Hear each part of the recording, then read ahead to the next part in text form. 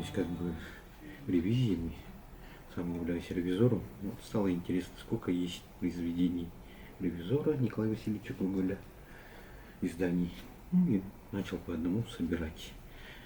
С 2017 года как бы начал пополнять коллекцию. У меня сейчас 84 издания. Есть на финском языке. На финском языке вот болгарский язык, итальянский перевод и английский. На английском языке. Но это современные уже издания. Самый старый из них, конечно, финский и болгарский. Финское издание, оно весьма примечательно тем, что здесь изображена прижизненная фотография Гоголя. В 1841 году офицер советский, один из первых фотографов России, и группу своих товарищей сфотографировал.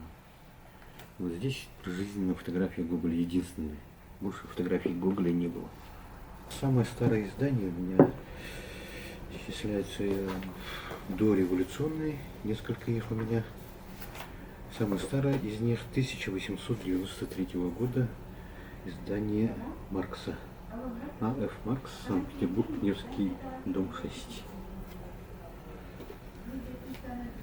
Ну, что можно тут выделить? Есть интересные 1915 года, после уже начала Первой мировой войны, ревизор склад издания Березовского. Это был комиссионер военно-учебных заведений.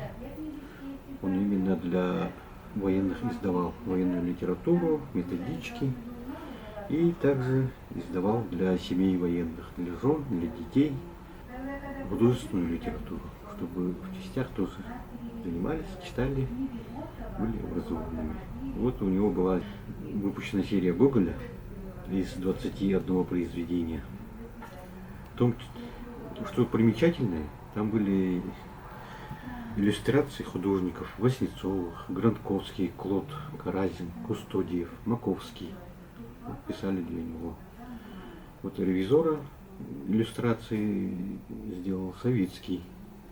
Тоже молодой художник. Потом он был директором училища художественного. Вот Войтоловская. Комментарий. Ленинградское отделение издательства «Просвещение», 1971 год. Комментарий к произведению «Ревизор». Тоже весьма интересный.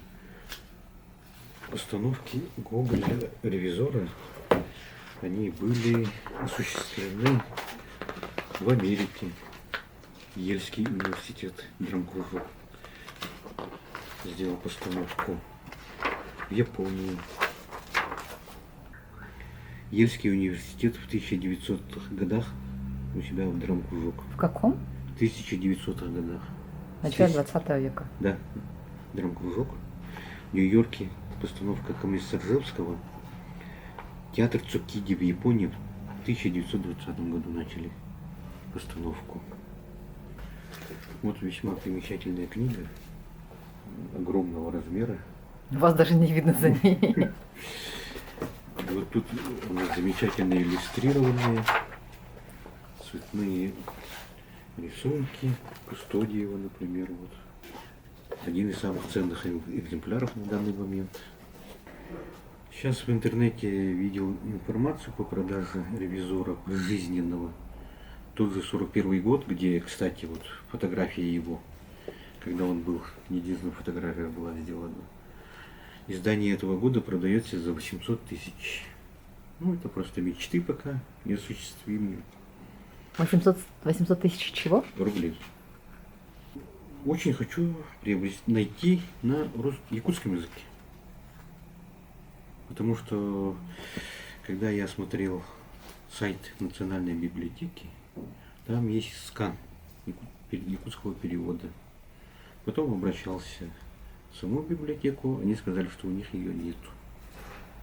Ну, скорее всего, должно быть, раз они что-то сканировали, то, скорее всего, должно быть. Буду искать в частных библиотеках, по знакомым, может, найду.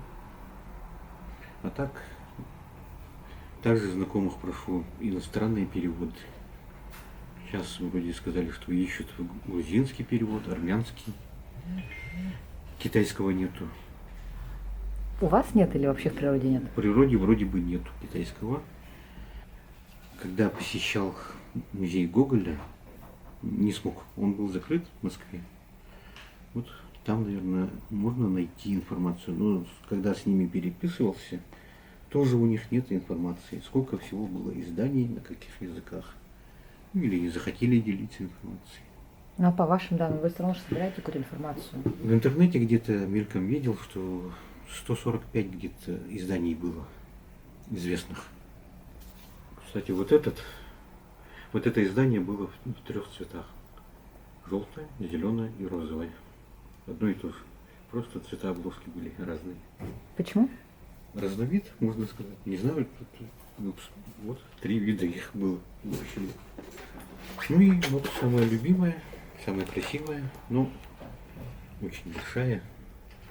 И очень аккуратно надо с ней обращаться. По-настоящему настольная книга.